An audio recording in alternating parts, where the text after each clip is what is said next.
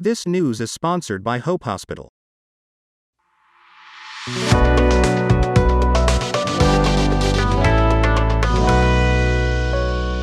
नमस्कार, महाराष्ट्र 24 में आपका स्वागत है। मैं अमित वांद्रे। आज के खास मुलाकात इस कार्यक्रम में आप सभी का स्वागत है। आज हमारे साथ बात करने के लिए डीसीपी लोहित मताने जी है, जो नागपुर जोन 3 के डीसीपी है। ये प्रोग्राम इसीलिए है क्योंकि हम आप जो है अपने अफसर को जान सके, अपने अफसर के बारे में आपके पास जानकारी हो, इसलिए हम ये नया इनिशिएटिव ले रहे हैं। जो हम नागपुर के जो अफसर है, चाहे पुलिस डिपार्टमेंट से हो या किसी अन्य डिपार्टमेंट से हो, उनकी पहचान जो है आपसे हो सके, इसलिए हमारा ये प्रोग्राम फिलहाल जो है। हमारे साथ लोहित मताने जी है। इनके बारे में आपको बता दूं कि इन्होंने महज 24 साल में IPS की एग्ज़ाम क्रैक की थी और डीसीपी बने हैं। ये इनकी एज भी फिलहाल 30 साल है और अपनी 7 साल की सर्विस उन्होंने कंप्लीट कर दी है। अगर मैं गलत ना हूँ तो मुझे ऐसा लगता है कि सबसे छोटे IPS अधिकारी हो सकते हैं। हम इनसे पूछेंगे ही। सर, सबसे पहले आपका स्वागत है महाराष्ट्र 24 में। धन्यवाद सर। 24 साल में IPS के एग्ज़ाम क्रैक करना कितना मुश्किल था, हम ये भी जानना चाहते हैं कि IPS ही क्यों बने और आपकी जो जर्नी रही IPS तक की वो कैसी रही? देखिए, मैं बताना चाहता हूँ कि यंग एज में मैंने इसलिए एग्ज़ाम क्वालिफाई किया है क्योंकि जब मैं ग्रेजुएशन कर रहा था तो ग्रेजुएशन में ही मैंने इसके लिए पढ़ना चालू कर दिया था। और union public service commission UPSC के एग्ज़ाम के थ्रू जो अलग अलग सर्विसेज में हम लोग जाने की कोशिश करते हैं, जैसे कि IAS है, IPS है, तो हिसाब से जो मेरी रैंक थी, ऑल इंडिया रैंक 170 थी, तो हिसाब से पहले IAS फिर IPS, तो मैंने दोनों में से किसी एक सर्विस में मैं आना चाहता था। IAS के बाद ये मेरे को IPS सर्विस अलॉट हुई। और ये कहना चाहूँगा कि यंग एज में ही इसको एग्ज़ाम को क्वालिफाई करें तो ज़्यादा अच्छा रहता है, क्योंकि एक यंग एज में हमको समय मिलता है, हमारे जो विचार रहते हैं वो इतने मतलब दूषित नहीं होते हैं, मतलब अलग अलग चीज़ें उसमें नहीं आती है। अब कॉलेज टाइम में जो बच्चे रहते हैं, कॉलेज टाइम में उनके विचार जो रहते हैं, एक समाज से वो लोग इतना घुलते मिलते नहीं हैं और एक बेसिक उनके अंदर जो मोरल्स रहते हैं, जो प्रिंसिपल्स रहते हैं, वो बहुत हाई रहते हैं। तो जो भी स्टूडेंट अगर सोचते हैं कि आगे जाके IPS या IAS ऑफिसर बनना चाहते हैं, तो मैं उनको यही बोलूँगा कि आप कम एज में ही तैयारी कीजिए और कोशिश कीजिए कि कम एज में ही आप इस सर्विस में आ पाएँ। जी, 24 साल की उम्र ऐसी होती है सर जहाँ पे लोग सिर्फ मस्ती करने की कोशिश करते हैं। जो बच्चे होते हैं वो अपनी लाइफ एंजॉय करने की सोचते हैं और आपने अपने करियर गोल डिसाइड कर लिया था। क्या ऐसा था कि आपको 24 साल के ही एज में वो डिसाइड हो गया था कि मुझे यही करना है? क्या माता पिता की परवरिश ये थी कि या प्रेशर था कि आपको IPS या IAS में जाना है? नहीं, देखिए, 24 साल की उम्र में तो मैं बन गया था। एग्जाम 23 साल की उम्र में हुआ था और तैयारी तो 19 साल की उम्र से ही चालू हो गई थी। तो डिसाइड 24 साल में नहीं किया, डिसाइड तो 19 साल में ही करना पड़ता है। एग्जाम जैसे आप सभी को मालूम भी होगा कि दुनिया का सबसे टफेस्ट एग्जाम माना जाता है UPSC का एग्जाम। तो इसमें 3 या 4 साल की मेहनत तो लगती ही है। पेरेंट्स की तरफ से मैं ये कहूँगा कोई प्रेशर भी नहीं था ये करने के लिए और ना कोई रुकावट भी नहीं थी। एक उनका सपोर्ट था कि अगर आप करेंगे तो ज़रूर वो सपोर्ट करेंगे, लेकिन उनका बस यही कहना था कि ज़्यादा समय इसमें व्यर्थ नहीं गवा सकते। अपनी जो यूथ का जो टाइमिंग है, अगर आप बार बार रिपीट करोगे और फेल होते रहोगे तो वो ज़्यादा सपोर्ट नहीं कर पाएंगे। लेकिन एक बार या 2 बार रिपीट करोगे तो ज़रूर वो लोग सपोर्ट करने को तैयार थे। और किस्मत ने भी साथ दिया कि बस एक बार रिपीट करने के बाद मेरा सिलेक्शन हो गया। तो उसमें पेरेंट्स को भी ज़्यादा बर्डन नहीं आया, लेकिन पेरेंट्स का पूरा सपोर्ट जरूर रहा। जी, हम आपके पर्सनल लाइफ के बारे में जानना चाहते हैं कि आपके माता पिताजी क्या करते थे। आपने कहा कि 1 साल आप फेल हो गए, उसके बाद सेकेंड लिस्ट में आप पास हो गए। तो जब पहली बार जब फेल हुए तो क्या लगा कि ये बहुत एग्ज़ाम जो है टफ हो सकती है, शायद ना पास हो जाए, तो फिर कुछ माइंड चेंज हुआ? मैं पहले तो माता पिताजी का बता देता हूँ। माता पिताजी, मेरे फादर जो है वो national thermal power corporation NTPC इससे रिटायर हुए हैं। मदर मेरी हाउसवाइफ ही हैं। और जैसे मैंने बताया कि पहली बार जब मैं फेल हुआ तो शायद से एकदम पूरा ऐसा लगने लगा कि पूरा मतलब संसार जैसे टूट सा जाता है, क्योंकि मैंने इससे पहले कई एग्ज़ाम क्वालिफाई किए, नेशनल लेवल के एग्ज़ाम क्वालिफाई किए, जिनमें से इंडियन इंस्टीट्यूट ऑफ टेक्नोलॉजी का जॉइंट एंट्रेंस एग्ज़ाम क्वालिफाई किया था, IIMs का CAT एग्ज़ाम क्वालिफाई किया था। हर जगह जहाँ पर भी मैंने एग्ज़ाम दिए थे मेरे को ईजिली क्वालिफाई हो जाता था। लेकिन ये पहला एग्ज़ाम ऐसा आया और मैं इसमें पहली बार किसी एग्ज़ाम में फ़ेल हुआ, तो काफ़ी डीमोरलाइजिंग था और काफ़ी ज़्यादा मुझे अपने आप को संभालने में बहुत मेहनत लगी। उस समय पे पेरेंट्स ने और सभी लोगों ने मेरे को कहा कि कोई बड़ी बात नहीं है, बहुत लोग फेल होते हैं, और तुमने अगर पहली बार फेलियर देखा है तो ऐसा कोई नहीं, हर इंसान को हर ज़िंदगी में फेलियर सक्सेस मिलते रहते हैं। तो लेकिन ये एग्ज़ाम ने एक चीज़ सिखाया है कि भाई पढ़ने के लिए या कुछ बनने के लिए मत पढ़ो, आप सीखने के लिए पढ़ो। तो जब सीखने के लिए पढ़ने लगे तो ये एग्ज़ाम फिर ईजी लगने लगा। जी, टफेस्ट एग्ज़ाम है और कई लोग जो है अपने सालों बर्बाद कर देते हैं यूपीएससी और राज्य सेवा के लिए भी लोग अपनी ज़िंदगी खराब कर देते हैं। तो एक पैटर्न होता है एग्ज़ाम का, किसी भी एग्ज़ाम का पैटर्न होता है। आपने किस तरह का पैटर्न जो है फॉलो किया था एग्ज़ाम के लिए? नहीं मतलब क्या, एक बार दोबारा रिपीट करेंगे क्वेश्चन? एग्ज़ाम जो होती है वो वास्ट लेवल के एग्ज़ाम है और ऐसे में कई लोग जो है वो कई साल इस एग्ज़ाम पास नहीं कर पाते। आपने सेकंड इसमें अटेम्प्ट में पास कर दिया एग्ज़ाम। आपने क्या पैटर्न फॉलो किया था पढ़ाई के लिए? मैंने देखिए, जैसे मैंने अभी पहले भी आपको मैं जो बता रहा था कि पहला जो अटेम्प्ट था उसमें मैंने एग्ज़ाम क्वालिफाई करना चाहता था मैं कि भाई इसके पिछले वाले क्वेश्चन क्या है वो पढ़ने लगा, क्या तरीके से एग्ज़ाम क्वालिफाई कर सकता है, कुछ शॉर्ट ट्रिक्स वगैरह जानने लगा। लेकिन जब फर्स्ट अटेम्प्ट में नहीं होने के बाद मैंने अपना विचार बदला। मैंने ये सोचा कि एग्ज़ाम मेरे को क्वालिफाई करना है, ये विचार मैंने अपने मन से ही निकाल दिया। मैंने बस ये सोचा कि जो सब्जेक्ट्स इसमें आ रहे हैं, जो जनरल स्टडीज़ के सब्जेक्ट्स हैं, जो हमारे ऑप्शनल के सब्जेक्ट्स हैं, जो बाकी चीज़ें हैं और इंटरव्यू वगैरह है, उनको मुझे बस सीखना है, लर्न करना है, बस उनको जानना है, बस यही मेरा टारगेट है। और एग्ज़ाम क्वालिफाई होगा या नहीं होगा या जो भी होगा वो बात की बात है। तो मैंने जब इस तरीके से पढ़ना चालू किया, बस सीखने के लिए पढ़ना चालू किया और ये छोड़ दिया कि भाई इसका क्या रिजल्ट आएगा, रिजल्ट को मैंने एकदम साइड रख दिया, तब सही मायने में मैं कहूँगा कि मैंने वो एग्ज़ाम क्वालिफाई करना मेरे लिए बहुत ईजी सा हो गया। ऐसा भी कहा जाता है कि 18 घंटे आपको पढ़ाई करनी ही पड़ती है एग्ज़ाम क्वालिफाई करने के लिए। आपका क्या दिनचर्या होती थी? नहीं देखिए, 18 घंटे पढ़ें या 10 घंटे पढ़ें या 12 घंटे पढ़ें, लेकिन मेरा ये कहना है कि मेरी जनरली दिनचर्या 10 घंटे की रहती थी ऑन एन एवरेज। लेकिन मेरा ये कहना है कि वो इंटरेस्ट के साथ पढ़ना चाहिए। 18 घंटे पढ़ना है करके 18 घंटे बैठे हैं या 10 घंटे पढ़ना है तो 10 घंटे बैठे हैं, वैसा नहीं होना चाहिए। एक सब्जेक्ट का क्या टॉपिक है, फॉर एग्जांपल एक हिस्ट्री का टॉपिक है कि ब्रिटिश टाइम जो इंडिया में रहा, तो उसको अगर हमको पढ़ना है तो वो मज़ा आना चाहिए कि भाई आज मुझे मज़ा आ रहा है ये पढ़ने में, तो मैं इसको पढ़ूंगा 10 घंटा या 8 घंटा। वो पढ़ाई का क्वालिटी का वो मज़ा है। अदरवाइज़ वो बैठकर 10 घंटा पढ़ना, 12 घंटा पढ़ना, ऐसी ऐसी बातें बोल के जो नए जो बच्चे रहते हैं वो पहले ही डर जाते हैं कि भाई 18 घंटा पढ़ना पड़ेगा या 14 घंटा पढ़ना पड़ेगा। तो ऐसा नहीं है कि 14 घंटा पढ़ना है। आपको इन्जॉयमेंट आ रहा है आप उतना पढ़िए, आपको नहीं आ रहा है इन्जॉयमेंट आप कम पढ़िए, इन्जॉयमेंट आ रहे हैं तो आप खुद ही ज़्यादा पढ़ेंगे। तो ऐसी बातें करके बर्डन करने का कोई वो फायदा नहीं है। सर देखा जाए तो आईएएस और आईपीएस में जो अधिकारी होते हैं वो मैक्सिमम बिहार और यूपी से वो क्वालिफाई करते हैं, ऐसा देश में कहा जाता है। आप राजस्थान से हो तो वहाँ पे क्या कल्चर है आईपीएस के आईएएस के लिए?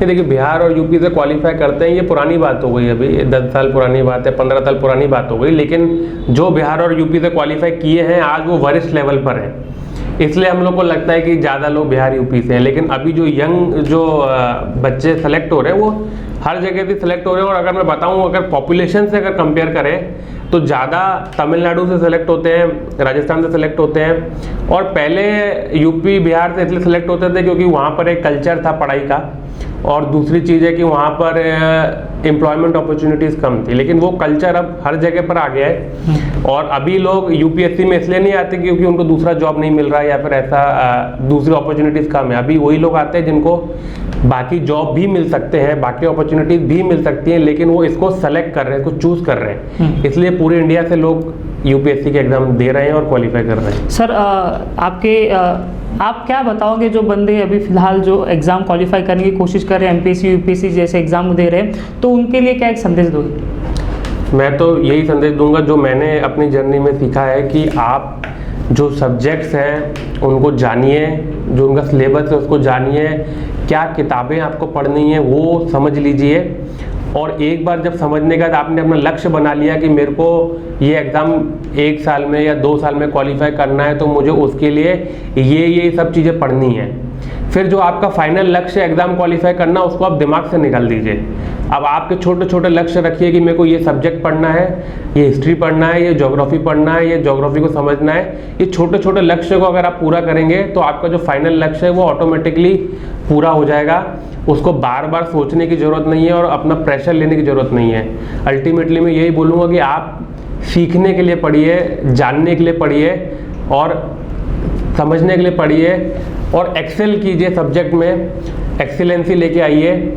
और एग्ज़ाम में सक्सेस होना नहीं होना वो भगवान के ऊपर है। आपको अगर आपकी सब्जेक्ट में एक्सीलेंसी होगी तो ऑटोमेटिकली आपको सक्सेस भी मिल जाएगी। जी, तो फिलहाल वक्त हो चला है एक छोटे से ब्रेक का। ब्रेक के बाद हम लोहित मतानी जी से बात करेंगे उनके आईपीएस बनने के बाद के सफ़र के बारे में। लीजिए एक छोटा सा ब्रेक, आते हैं जल्द से। रोकड़े ज्वेलर्स, नागपुर का गहना। आपके जीवन के खूबसूरत पलों को गहनों से सजाने के लिए रोकड़े ज्वेलर्स हमेशा आपके साथ। विश्वास की एक अटूट परंपरा।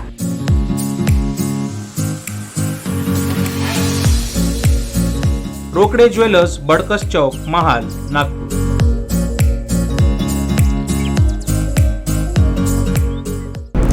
ब्रेक बाद फिर से एक बार आपका स्वागत है। हमारे साथ बात करने के लिए लोहित मतानी जी है। सर, आपने जिस तरह से बताया कि आपने 24 साल के दौर में ही आपने एग्ज़ाम क्रैक कर दी। 19 साल से आप प्रिपरेशन कर रहे थे, एक बार आपने सिर्फ रिपीटेशन लिया है। लोगों को लगता है कि एग्ज़ाम पास करना ही एक सिर्फ एग्ज़ाम होती है और उसके बाद कुछ नहीं होती, लेकिन जो ड्यूटी पे होते हैं तो फिर एक अलग बात होती है कि रियल लाइफ तब स्टार्ट होती है जब आप ड्यूटी पे जाते हो। तो क्या एग्ज़ाम से पहले की लाइफ थी और अभी एग्ज़ाम जब आप ड्यूटी पे लगे तो क्या लाइफ चेंज आपको दिखा? नहीं, एग्ज़ाम क्वालिफाई करना तो शायद आप जो जिस पर्पज़ के लिए एग्ज़ाम दे रहे हैं, यूपीएससी के एग्ज़ाम दे रहे हैं, जैसे मैंने आपको बताया कि आजकल जो बच्चे आ रहे हैं वो उनको और भी अपॉर्चुनिटीज़ हैं। कोई इंजीनियर है तो इंजीनियरिंग में अच्छा कर सकता है, डॉक्टर है तो डॉक्टर में अच्छा कर सकता है, अलग अलग फील्ड का है। तो ये किस चीज़ के लिए आप आ रहे हैं? वो पब्लिक सर्विस के लिए आ रहे हैं। तो पब्लिक सर्विस की शुरुआत एग्ज़ाम क्वालिफाई करने के बाद से हो रही है। तो जो चैलेंज है वो एग्ज़ाम क्वालिफाई करने के बाद से हो रहा है। वैसे तो कहा जाता है कि सबसे बड़ा एक चैलेंज है एग्ज़ाम क्वालिफाई करना, लेकिन क्वालिफाई करने के बाद पता चलता है कि वो चैलेंज काफ़ी छोटा था। खासकर जब आप नागपुर जैसे शहरों में काम करते हैं जहाँ पे जो क्राइम प्रोन एरिया है, आपको समझ में आएगा कि एग्ज़ाम क्वालिफाई करना तो शायद ईजी था, इससे ज़्यादा तो ये जॉब है। तो ऑफकोर्स, और लाइफ चेंज तो मैं कहूँगा कि लाइफ चेंज तो नहीं बोलूँगा, अपसाइड डाउन पूरी तरीके से 100% चेंज हो गई ये बोलूँगा मैं। क्योंकि जब एग्ज़ाम क्वालिफाई करने से पहले हम स्टूडेंट हुआ करते थे, एक हमारी जो सोच होती थी एक वो एक नॉर्मल स्टूडेंट की तरह हम लोग सोचते थे। छोटी छोटी चीज़ें, हम लोग तो पुलिस से डरते थे भाई, हम लोग तो कभी पुलिस स्टेशन भी नहीं गए, कभी कोई पुलिस वाला दिखता था तो वही आगे से भी टर्न ले लेते थे, कभी उनके सामने जाना भी नहीं चाहते थे। तो ये तो एक 100% एक ड्रास्टिक चेंज है। उसके बाद जो ग्रेजुअली चेंज आया, लेकिन एक चीज़ मैं आपको दिल से बताना चाहूँगा कि जो चेंज आया है वो भी ऊपर ही ऊपर है, बस मतलब आउटर बाउंड्री में चेंज है, लेकिन अभी भी जो अंदर से जो दिल से हम लोग वही है जो एक आम आदमी रहता है और एक आम आदमी की सोच रहती है, अंदर वही रहती है। लेकिन जब दूसरों से इंटरेक्ट करते हैं तो कहीं ना कहीं वो जो एडमिनिस्ट्रेशन का जो इफेक्ट है वो हमारे ऊपर आ गया है। जी, डीसीपी लेवल पे आप हो और ऐसे में कभी प्रेशर आया है? किसी पॉलिटिकल प्रेशर होता है? कई लोग कहते हैं कि आईपीएस, आईपीएस जैसे लोग जो है पॉलिटिकली प्रेशर में काम करते हैं। तो क्या आपके 7 साल के करियर में आपने ये सब महसूस किया है? नहीं, पॉलिटिकल प्रेशर और पॉलिटिकल इंटरफेरेंस एक नेचुरल पार्ट है ड्यूटी का।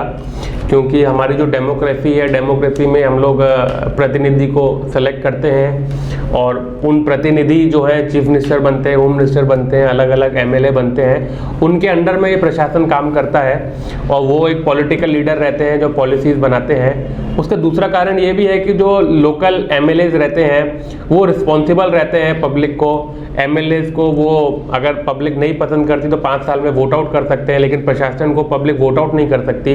तो एक एमएलएज और लोकल पॉलिटिशियंस का एक इन्फ्लुएंस रहता है, क्योंकि पब्लिक उनके पास जाती है, उनसे अपनी कंप्लेंट करती है, हमारे पास भी आती है। तो एक आउट ऑफ रिस्पेक्ट अगर वो कोई लीगल बात बोलते हैं तो हम लोग कंसिडर करते हैं और जहाँ तक मदद हो सकती है हम लोग कोशिश करते हैं कि हम उनको ऑब्लाइज करें और उनकी जो भी लीगल चीज़ें हैं वो हम लोग करने की कोशिश करते हैं। और इंटरफेरेंस बोले या फिर गाइडेंस बोले, अलग अलग उसको शब्द दे सकते हैं, लेकिन हाँ कभी कभी ऐसा भी होता है जब कुछ इलीगल बातें भी कही जाती हैं जो नहीं की जा सकती। उसमें भी एक मैनेजमेंट है, पॉलिटिकल मैनेजमेंट, जो कि हमको ट्रेनिंग में सिखाया जाता है कि कैसे उन चीज़ों को मना किया जाए या कैसे उस चीज़ों को संभाला जाए। तो ये एक पार्ट ऑफ ट्रेनिंग है, और जैसे जैसे हम लोग सर्विस में आगे बढ़ते जाते हैं वैसे वैसे हम लोग वो सीखते जाते हैं कि हम वो रेड लाइन कहाँ पे हमको खींचनी है, कहाँ पर हम लोग की हमें लोगों की बातें सुननी है और कहाँ पर उनको मना करना है। जी सर, बात करते हैं नागपुर की। आप जोन 3 के फिलहाल डीसीपी हो, तो आपने आपके पास जो है 6 ऐसे पुलिस स्टेशन है जो काफ़ी प्रोन है, क्राइम प्रोन है, तो उसको हैंडल करना कितना कठिन हो जाता है, जबकि एक ऐसा एरिया है जहाँ पे लॉकडाउन नहीं होता है। हमेशा एक कहा जाता है, मैं मोमिनपुरा की बात कर रहा हूँ, और मोमिनपुरा के जो लोग हैं अगर ये देख रहे हैं तो ऐसा भी किसी भी तरह से मोमिनपुरा को बदनाम करने की बात नहीं है, लेकिन जिस तरह से देखा जाता है हमेशा कि मोमिनपुरा रात में भी चालू होता है। आपको देखा गया है कि रात में जाके आपने उन्हें शट किया, उनकी दुकानें शट किए, तो ये कितना चैलेंजिंग होता है आपके लिए? नहीं, जैसे मैं एक बार बता देना चाहता हूँ कि जो पॉपुलेशन डेंसिटी है बहुत हाई है, अराउंड 4 किलोमीटर का एरिया है, लेकिन 16 लाख लोग वहाँ पे रहते हैं। बाकी नागपुर शहर में आप देखेंगे पॉपुलेशन 30 to 35 लाख है, पूरा नागपुर शहर बहुत बड़ा है, और ये 4 किलोमीटर में ही 16 लाख लोग रहते हैं। और कुछ एरियाज ऐसे हैं कि मतलब घर में भी 10-12 लोग हैं और रहने की जगह कम है, कुछ वो शिफ्ट वाइज घर में जाते हैं, कुछ लोग क्या कहते हैं घूमते भी रहते हैं। और कभी कभी ऐसा देखा गया कि मैं कल रात की बात है कि मेडिकल शॉप्स वगैरह पे भी भीड़ लगी थी, मतलब महिलाएं भी थी और बुजुर्ग भी थे, बच्चे भी थे। तो एक कुछ जगह हैं ऐसी जहाँ पर मुझे लगता है कि लॉकडाउन इम्प्लीमेंट करना बहुत मुश्किल है। और हम लोग जो अभी ये देखने की कोशिश करते हैं कि जैसे महिलाएं अगर घूम रही हैं या ज्येष्ठ नागरिक अगर बाहर घूम रहे हैं, तो एक तो लॉकडाउन एक चीज़ हो गई और एक क्राइम कंट्रोल एक चीज़ हो गई। तो हम लोग ये कोशिश करते हैं कि लॉकडाउन और क्राइम कंट्रोल को अगर हम लोग साथ में लेकर चलें तो हम लोग ज़्यादा फोकस टीनेजर्स पे करते हैं, जो यंग लोग हैं, जो अगर यंग लोग भीड़ बना के बैठे हैं उसको हम लोग हटाने की कोशिश करते हैं। अगर ये लोग कहीं मजमा जमा कर बैठे हैं, कहीं भीड़ लगा कर बैठे हैं, तो हम कोशिश करते हैं कि इन लोगों को हम लोग रास्ते पे ना उतरने दें।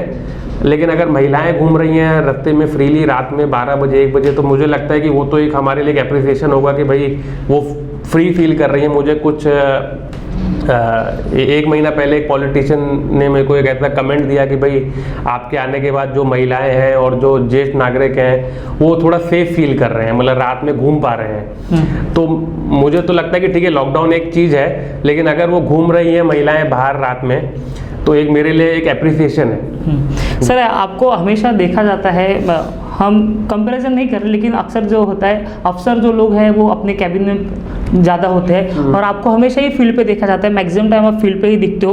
तो जब आप ड्यूटी पे आए या सोचे कि मुझे, जब आप ड्यूटी ज्वाइन किए, तो क्या आपने ये सोचा कि मुझे फील्ड पे ही ज़्यादा काम करना, लोगों के बीच जाके काम करना है, इसलिए आप ज़्यादा फील्ड पे दिखते हो? नहीं, देखिए, मुझे पसंद ही नहीं है कि मैं अपने कनिष्ठ अधिकारी को कुछ बोलूँ और खुद ना करूँ। मेरे से बोला ही नहीं जाता, मतलब मैं पहले ही सोच लेता हूँ कि मैं कोई भी आदेश दे रहा हूँ तो मैं पहले सोचता हूँ कि मैं इसको कर पाऊँगा क्या। अगर नहीं कर पाऊँगा तो मैं उसको बोल ही नहीं सकता कि तुम ये काम करो। इसलिए मैं कोशिश करता हूँ कि मैं उनके साथ में रहूँ। और दूसरी बात क्या है कि कोई एमपीएससी से आया है, कोई सब इंस्पेक्टर है, कोई इंस्पेक्टर है, कोई आईपीएस है, कोई डीवाईएसपी है, ये एक किस्मत की बात है कि हमें मेहनत तो सब ने की है, लेकिन किसी का माहौल ऐसा रहा तो वो आईपीएस बन गया, किसी का माहौल थोड़ा ख़राब रहा तो डीवाईएसपी बन गया, कोई सब इंस्पेक्टर बन गया।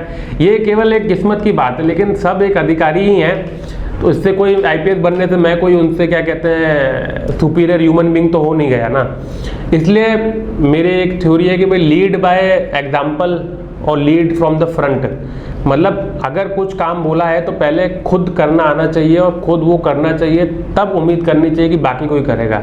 अदरवाइज क्या होगा कि हम आदेश देंगे, हम डीवाईएसपी को आदेश देंगे या एसीपी को आदेश देंगे, एसीपी सीनियर पीआई को आदेश देगा, सीनियर पीआई उसके पीएसआई को आदेश देगा, पीएसआई कोई कांस्टेबल को आदेश देगा, तो काम कौन करेगा? तो बहुत जरूरी है कि खुद काम करना, और जब खुद काम कर रहे हो तभी आपको देखकर बाकी लोग काम करेंगे। जी सर, नागपुर के सीपी जी ने कहा है कि ऑपरेशन ऑल आउट फिलहाल चल रहा है नागपुर में, तो भी नागपुर में पिछले महीने जो है 19 हत्याएं हुई है। आपके 19 हत्याएं पिछले महीने हुई है। आपके क्षेत्र में खुलेआम एक व्यक्ति की हत्या कर दी नाले में, वो आपका ही क्षेत्र आया शायद, मुझे ऐसा लगता है। हाँ, तो वो नाले वाला। तो क्या ये जो ऐसे घटनाएं हो रही है, हालांकि ऑपरेशन एक और चल रहा है, दूसरी ओर ऐसे घटनाएं हो रहे थे, क्या अपराधियों में पुलिस का खौफ नहीं है? नहीं, शायद पिछले महीने में 9 हत्याएं हुई हैं शायद, मेरे जो जानकारी है। और दूसरा मेरे क्षेत्र में 5 थी और बाकी सब जोन मिला के 4 हत्याएं हुई। कुल मिलाकर 19 जिले में हुई थी, माफ कीजिए मेरे हाँ, जिले में 19 होंगे, शहर में 9 हुई है, मेरे क्षेत्र में 5 हुई है, क्योंकि हमेशा मेरे क्षेत्र में जो ये क्राइम प्रोन एरिया है। तो मैं ये बताना चाहूँगा, ऑपरेशन ऑल आउट है, लेकिन हत्याएं ऐसी चीज़ें हैं कि जो कम्प्लीटली प्रिवेंट नहीं हो सकती हैं। हम लोग कोशिश कर रहे हैं कि एक चीज़ है हत्या प्रिवेंट करना, एक चीज़ है लोगों को सेफ फील करवाना। तो ऑल आउट करना, आरोपी का चेकिंग करना, पेट्रोलिंग करना, कॉम्बिंग करना, इससे क्या होता है, लोगों को लगता है कि भाई हम सेफ हैं। अब लेकिन क्या, जैसे आपने नाले वाली घटना बताई, जो घर के पीछे से इनके ये नाला नदी टाइप नाला बहता है, तो उसमें चलो वो एक इनका सामाजिक ये है, उसमें कोई आरोपी और मृतक का आरोपी की पत्नी के साथ में कुछ इलीगल अफेयर वगैरह था। तो ये मृतक की माँ ने आरोपी की माँ ने देख लिया, उसके बेटे को जाके बताया, वो उसके घर पे चला गया, ये भाग के पीछे के नाले में चला गया, तो उसने उसका मर्डर कर दिया। ये चीज़ें तो ये प्रिवेंट नहीं हो सकती। अगर ये बता देता कोई कि ऐसा ऐसा हो रहा है तो प्रिवेंट हो जाती। लेकिन हमें प्रिवेंट क्या करना है, हमें ऐसी घटनाएं प्रिवेंट करनी है कि एक ग्रुप रोड पे बैठा है, दूसरा ग्रुप रोड पे बैठा है, आपस में झगड़ा करने लगे और झगड़े में मर्डर हो गया। तो ये चीज़ मैं बोलूँगा कि भगवान की कृपा से अभी और हमारी मेहनत से कंट्रोल में है। ये चीज़ें शायद अभी 2-3 महीने से नहीं हुई हैं। नहीं सर, परसों की घटना है नागपुर की पाचपौली थाने की, जहाँ पे कुछ जो युवक है वो तलवार लेके घूम रहे थे। हाँ, तो युवक जो तलवार लेके घूम रहे थे, तो वो एक युवक के इसमें आए थे, लेकिन वो घटना पुलिस की पेट्रोलिंग की वजह से प्रिवेंट हो गई, क्योंकि उस समय पर ये लोग कावरापेट से निकले थे। कावरापेट से मारवाड़ी चौक होते हुए ये लोग इधर आए थे। उस समय जिसको ये लोग ढूंढ रहे थे, तो वो पुलिस ने उसको एक डेली परेड के लिए बुलाया था, और जिस पास से ये लोग जा रहे थे तो वहाँ पे उनको पुलिस की पेट्रोलिंग दिख गई। तो अगर आप इसको 4 महीने पुराने सिचुएशन से कंपेयर करते हैं कि उस समय पे पुलिस की पेट्रोलिंग नहीं थी, अगर 4 महीने पहले आते तो हो सकता था उस समय मर्डर हो सकता था, लेकिन उस समय पुलिस का पेट्रोलिंग था, ये आरोपी का चेकिंग चालू था, कॉम्बिंग चालू था। इस वजह से वो लोग वहाँ से फिर टर्न करके वापस चले गए। फिर टर्न करके वापस चले गए तो सीसीटीवी कैमरा के फुटेजेस वगैरह देख के, स्टेटमेंट्स वगैरह लेके फिर उन सबको अरेस्ट भी कर लिया गया। तो ऑफकोर्स सीधी सी बात है ना कि कोई आदमी किसी का मर्डर करना चाहता है तो उसका दिमाग जाके तो पुलिस रोक नहीं सकती। पुलिस तो यही कर सकती कि रोड पर रहे, प्रेजेंट रहे, चेकिंग करें, जिसकी वजह से ये लोग उस क्राइम को अंजाम ना दे पाए। जी सर, पिछले 3-4 महीने की अगर हिस्ट्री देखी जाए तो नागपुर में जो क्राइम या फिर हत्या में जो शामिल है उनका वो नाबालिग ज़्यादा है। तो ये क्या नया ट्रेंड है, या फिर कोई जो अपराधी है वो बच्चों का इस्तेमाल करके अपना जो काम है वो निकालने की कोशिश कर रहे हैं? ये आपने सही बोला कि नाबालिग जो बच्चे हैं, नाबालिग भी बोल सकते हैं, और जो रिसेंटली बालिग हुए हैं 19 साल के 20 साल के, इनका बहुत ज़्यादा बड़ा हाथ है। और इनमें से बहुत सारे लोग ऐसे हैं जो प्रीवियस क्रिमिनल रिकॉर्ड भी नहीं रखते हैं। उसमें एक जो मेरे एरिया में देखने को मिला है, मैंने थोड़ा बहुत प्रिलिमिनरी उसका स्टडी किया, उसमें जो ज़्यादा रिकॉर्ड वाले क्रिमिनल थे, ज़्यादा एज वाले थे, उन पे किसी न किसी प्रकार की प्रतिबंधक कार्रवाई की गई, किसी न किसी तरीके से उसको बाउंड डाउन किया गया। तो ये कोशिश की गई कि वो लोग एक्टिव ना रहें। उस समय पर ये लॉकडाउन की वजह से और बेरोजगार होने की वजह से ये जो यंग लोग हैं ये चाहते थे अपना वर्चस्व निर्माण करना चाहते हैं उन एरियाज में, और ये चाहते हैं कि जो ओल्ड स्कूल के लोग हैं, जो ओल्ड हो चुके हैं, जो मिडिल एज के हैं, उनको या तो ये चाहते हैं कि वो लोग खुद ही आराम से बैठे अपने घर में चुपचाप बैठे, या फिर ये उनको एलिमिनेट कर दें। इस तरीके का एक माहौल शहर में बन गया था। इस वजह से ये लोग ज़्यादा क्राइम में इन्वॉल्व हुए। एक जो ग्लैमर उनके अंदर आ गया था क्राइम का। मतलब 19-20 साल के लड़के भी फिलहाल छवि बनाने की कोशिश कर और अपना वर्चस्व निर्माण करने की कोशिश कर रहे थे। सर इसी साथ सर नागपुर में भूमाफिया का शिकंजा दिन ब दिन बढ़ता जा रहा है, कसता जा रहा है। कई शिकायतें जो है वो भूमाफिया के रिलेटेड आती होगी, आपके पास भी कई शिकायत आती होगी। इनको किस तरह से कंट्रोल किया जा सकता है? भूमाफिया का देखिए ये बहुत ही मतलब कॉम्प्लेक्स सा प्रॉब्लम है। थोड़ा क्रिमिनल एंगल भी है, उसमें सिविल एंगल भी है। उसमें क्या रहता है कि कुछ लोग कभी कब्जा कर लिया, कब्जा करके कुछ 10-12 साल तक पोजीशन ले लिया, फिर उसको एक सिविल डिस्प्यूट का एंगल देने की कोशिश करते हैं। फिर कभी कभी किसी का कब्जा होता है, कोई कब्जा हटाने की कोशिश करता है। कोई बहुत ही कॉम्प्लेक्स प्रॉब्लम है। इसमें हम लोग यही कोशिश करते हैं कि पहले कोई भी केस आए तो हम लोग समझें कि विक्टिम पार्टी कौन सी है और क्या ये केवल टेनेंट और ओनर का प्रॉब्लम है या फिर कोई सच में किसी ने किसी की ज़मीन पे कब्जा किया। अगर सच में कभी कब्जा किया और रिसेंट कब्जा हुआ है तो हम लोग कोशिश करते हैं कि उस पर गुनाह दाखिल करें और उसको फिर उसका कब्जा हटवाएं। अगर फोर्सफुली कब्जा किया गया without any document, without anything, हटाएं और फिर उसको पोजीशन को रिस्टोर करें। लेकिन ये जैसे मैंने कहा कि एकदम क्लीन और क्लियर ब्लैक एंड वाइट की तरह नहीं है। उसमें बहुत सारे केसेस में प्रॉपर्टी डिस्प्यूट्स होते हैं और वो प्रॉपर्टी डिस्प्यूट्स कहीं ना कहीं उसमें बहुत ज़्यादा लीगल लैक्यूनाज रहते हैं, लीगल उसमें बहुत सारे हर्डल्स रहते हैं जो कुछ पार्ट तो पुलिस डील करती है और कुछ पार्ट सिविल कोर्ट डील करता है। इस वजह से ये शायद से कुछ भूमाफिया जैसी गैंग बन भी जाती है। लेकिन इसमें मैं ये भी कहना चाहूँगा कि बहुत सारे सिविल डिस्प्यूट्स को भी ऐसा दिखाया जाता है कि भूमाफिया कर रहे हैं। तो हमको वो भी समझना जरूरी है कि सिविल डिस्प्यूट है या भूमाफिया के द्वारा किया गया है। अदरवाइज अगर हम सभी केस को भूमाफिया का केस बोलने लगेंगे तो हम लोग आइडेंटिफाई नहीं कर पाएंगे कि एक्चुअल में भूमाफिया कौन है और वो क्या कर रहा है। सर, आपके क्षेत्र में जो है गोवंश तस्करी के मामले बड़े हैं, ऐसा फिलहाल दिखाई दे रहा है, तो उनको रोकने, उनको किस तरह से रोका जा सकता है? नहीं, उसमें कोई भी इंफॉर्मेशन रहती है अगर गौवंश की। देखिए हमारे क्षेत्र तो शहर का क्षेत्र है, यहाँ से गौवंश तस्करी तो नहीं होता होगा, लेकिन हो सकता है कि कहीं बाहर से तस्करी होकर स्लॉटर आता होगा या फिर स्लॉटर हाउस में जाता होगा। ये केसेस हो सकते हैं और बीच में उन पे कार्रवाई भी होती रहती है।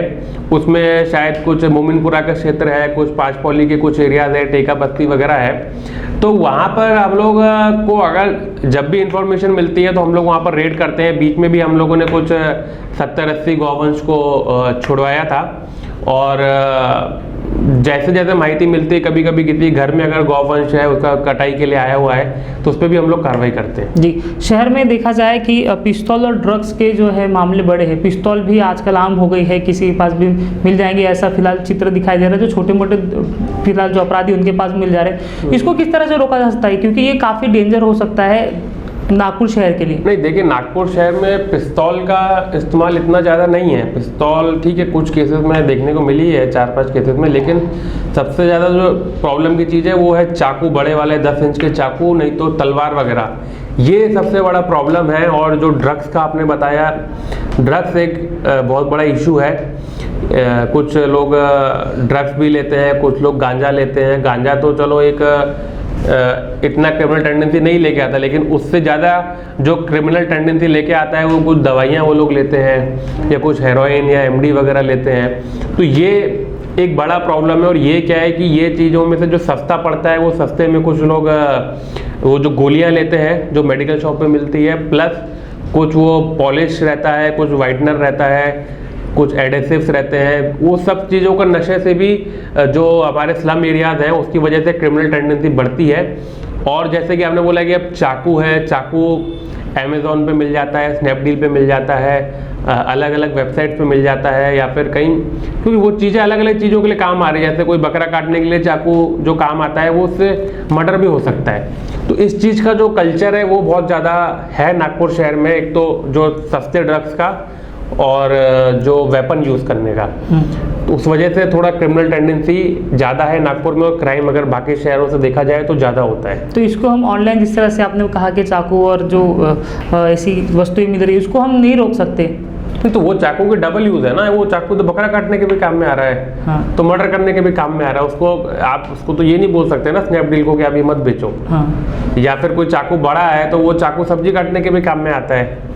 हाँ, ये जो तलवारें वगैरह हैं उसको हम लोगों ने बैन करके रखा है। वो तलवारें वगैरह ऑनलाइन डिलीवर नहीं होती हैं, लेकिन उसके लिए भी कुछ चैनल्स रहते हैं। कुछ शहर है, नांदेड़ है, यहाँ से कुछ ना कुछ डिलीवरी चलती रहती है। पूरी देखिए कोशिश तो पुलिस पूरी करती है। अभी अगर मैं आपको बताऊं कि हम लोग जो कॉम्बिंग ऑपरेशन लेते हैं तो एक दिन में 5-5, 6-6 हथियार हम लोग जब्त करते हैं। तो ये हथियार जब्त करना और फिर उसके बाद क्या कहते हैं, दारू जब्त करना, कोई से जुगाड़ जब्त करना, कहीं से गांजा जब्त करना, ये सब चीज़ें एक तरीके से प्रिवेंट करती हैं क्राइम को। अगर ये सब चीज़ें छोड़ दी तो आप सोचिए क्राइम 10 गुना 12 गुना बढ़ जाएगा। तो लेकिन उसमें भी कहीं ना कहीं जो शातिर रहते हैं कहीं ना कहीं बच जाते हैं, और अब किसी की प्लानिंग है किसी को मारने की, कुछ करने की, तो वो भी तो कोशिश करेगा ना कि मैं इस सब चीज़ों से बच के निकल जाऊं। हम तो वही चीज़ बचा पाएंगे जो सडन हो जा रही है, मतलब बैठे हैं, झगड़ा कर रहे हैं, शराब पी रहे हैं, गांजा पी रहे हो, सडन मारा मारी करने, इसको हम लोग कोशिश करते हैं बचाएं। लेकिन कोई प्लानिंग ही करके बैठा है कि नहीं मारना ही है तो मैं नांदेड़ से तलवार खरीदूंगा ही खरीदूंगा, ये अमेजोन से चाकू खरीदूंगा ही खरीदूंगा, और मौका देखूंगा कब पुलिस नहीं है कब कोई नहीं तो मारूंगा, तो उसको बचाना बहुत मुश्किल है। जी लोहित जी, मेरा कुछ आखिरी सवाल है मेरे, समझ लीजिए कि जनता और पुलिस के बीच में जो गैप है वो किस तरह से भरा जा सकता है? क्योंकि आपने जैसे कहा कि आप जब आप पढ़ रहे थे तो आप भी पुलिस को देख के पलट जाते थे, तो डर ही पुलिस का कहीं ना कहीं है सामान्य जनता के बीच में, तो उसको किस तरह से हम कम कर सकते हैं? देखिए, वो डर तो पहले जो पुलिस का जो डर है और जनता और पुलिस के बीच में जो ये जो गैप है वो तो पहले तो कॉलोनियल माइंडसेट है, कॉलोनियल स्ट्रक्चर है पुलिस का, ब्रिटिश टाइम का बना हुआ है।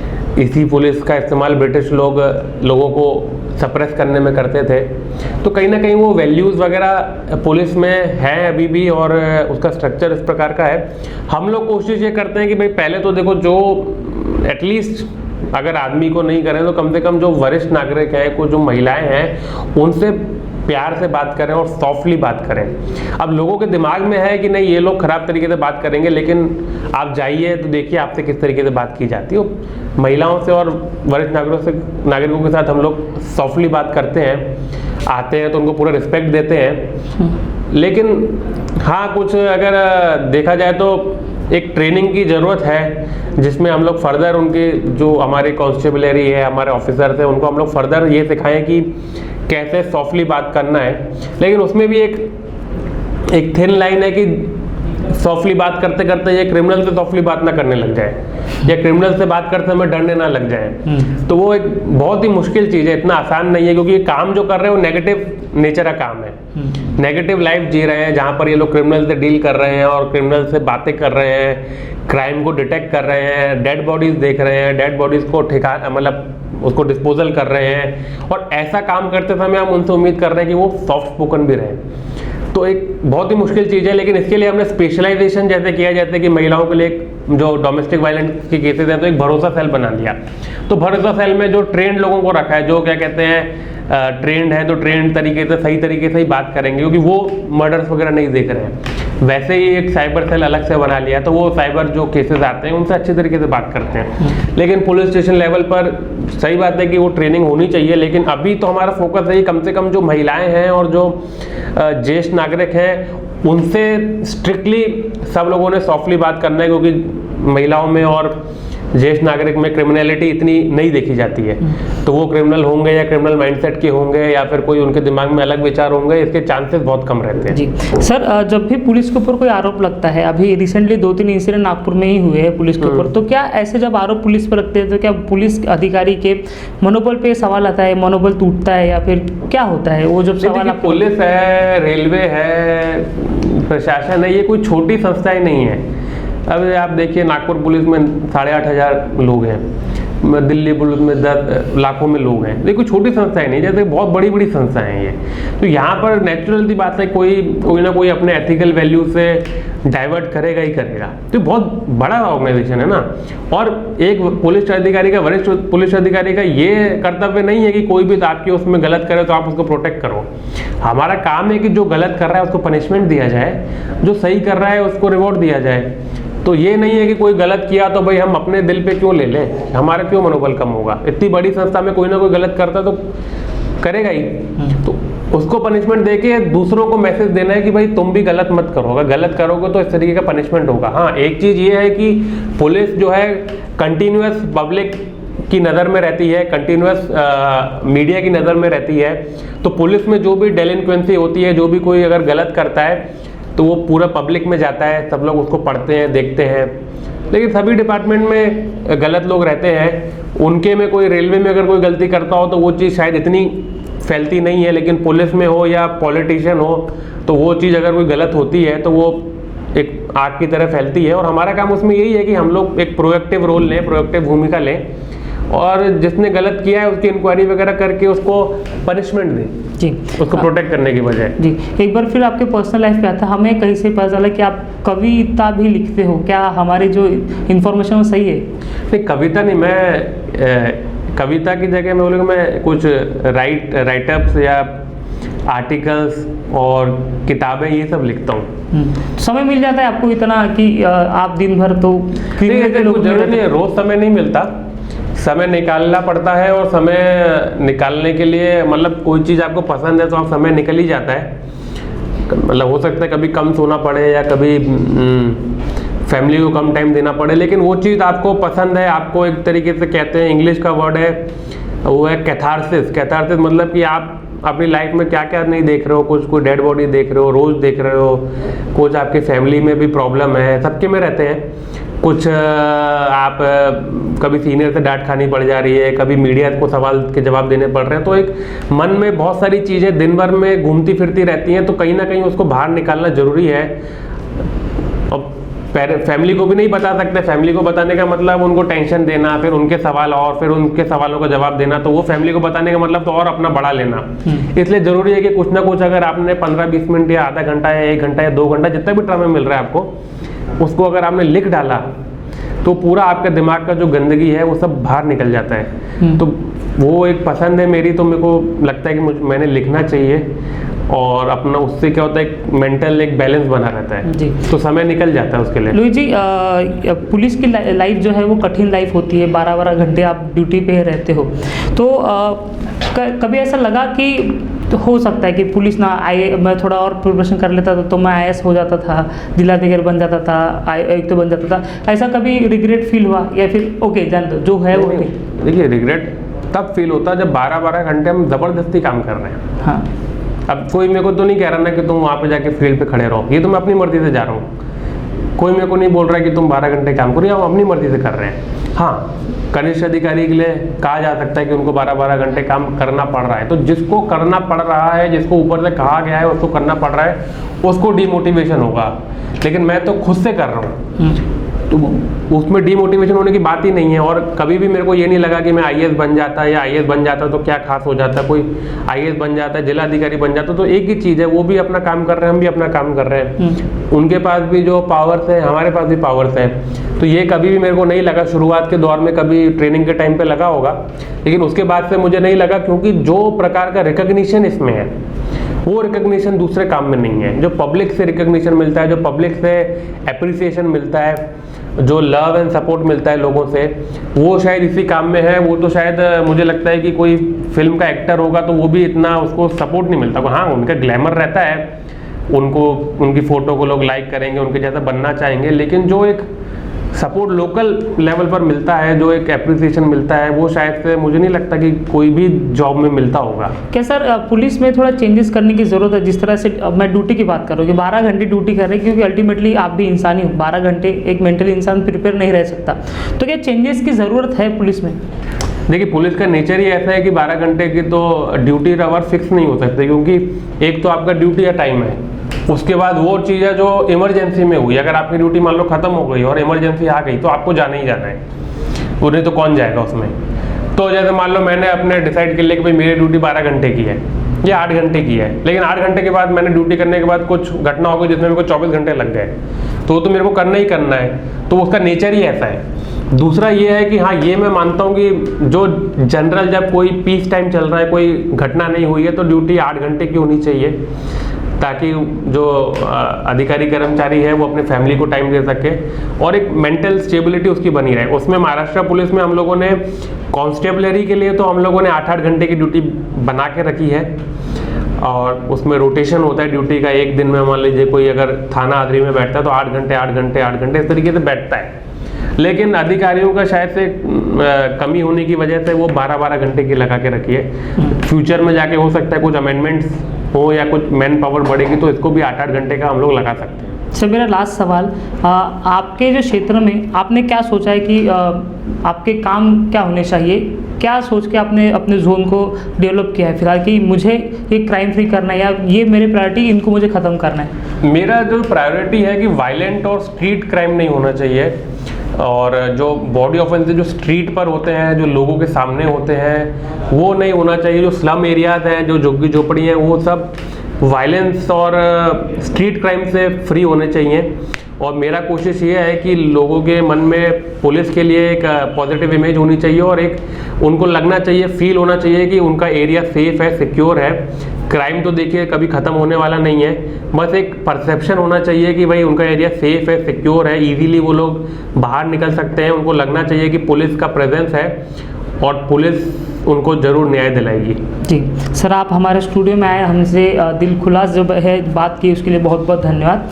तो आप सुन रहे थे डीसीपी लोहित मतानी जी को, जिन्होंने अपनी पर्सनल लाइफ के बारे में, किस तरह से उन्हें यूपीएससी क्रैक किया, उसके बाद ड्यूटी पे आने के बाद क्या चैलेंजेस हुए, पुलिस में क्या बदलाव होने चाहिए, किस तरह से क्राइम को हम कंट्रोल कर सकते हैं, इसके सारे के बारे में जो है उन्होंने जानकारी दी है। हम आशा करते हैं कि आपको ये वीडियो अच्छा लगा हो। अगर आपको अच्छा लगा हो तो ज़रूर कमेंट्स के माध्यम से बताइए कि आपको क्या लगता है कि नागपुर में क्राइम किस तरह से और रोका जा सकता है। पुलिस को भी इससे मदद हो सकती है कि ये इम्प्लीमेंट किया जाए तो शायद हो सकता है कि नागपुर पुलिस को इसकी मदद हो इसलिए। तो फिलहाल हम बात कर रहे थे लोहित मतानी जी से। आपको वीडियो कैसा लगा ये आप प्रतिक्रिया जरूर दीजिए। आप देख रहे थे महाराष्ट्र 24। नमस्कार।